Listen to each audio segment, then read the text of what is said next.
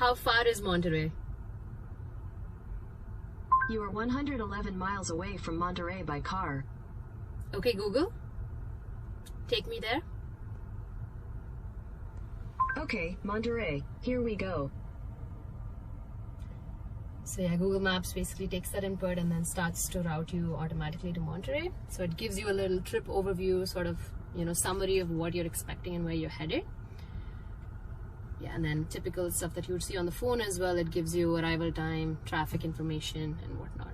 So another cool thing about this particular version of Google Maps that's optimized for the car is you'd see the battery at arrival. For instance, it gives you, after you've driven this long, this is what your battery status is going to be. And this is based on, will be calculated based on your driving history and the way your driving patterns. So let's say we're at 36% and we want to add a charging station stop. Okay, Google, charging stations, please. So it's gonna give you a list of charging stations nearby. So yeah, and then along the route as well. So you can sort of pick another one that you want. Let's just click on any one of them.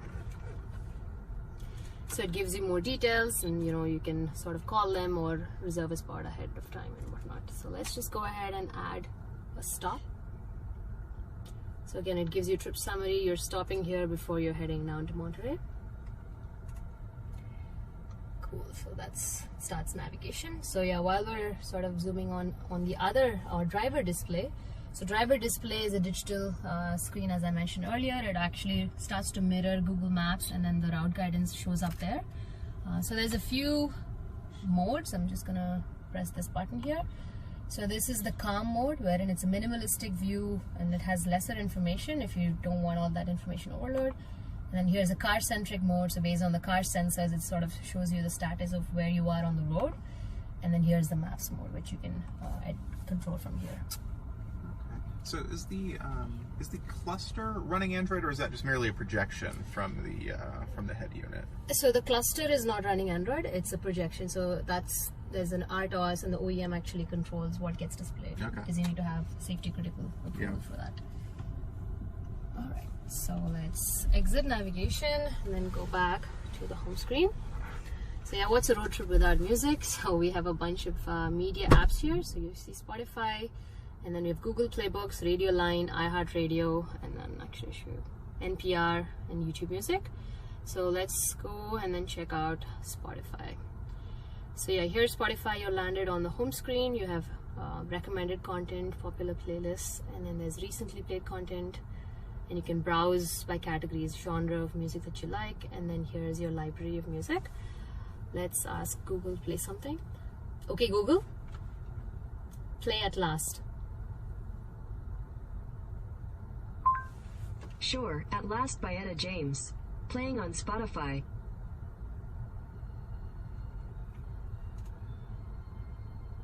So the volume is too low. Okay, Google. Okay, Google. Sorry, I said too many times. Okay, Google. Increase the volume. Sure.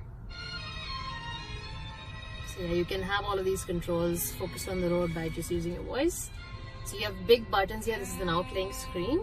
You see big buttons here, easily, you know, controllable by a driver. Let's just pick anything else from the UI, whatever you might like. So not just via voice, you can also have UI interaction and pick the song that you want. Let's take a look at one other media app. Let's just see Google Playbooks. So here are all the books that you've downloaded in your account, and you can continue listening where you left off. Yeah. Let's go back home.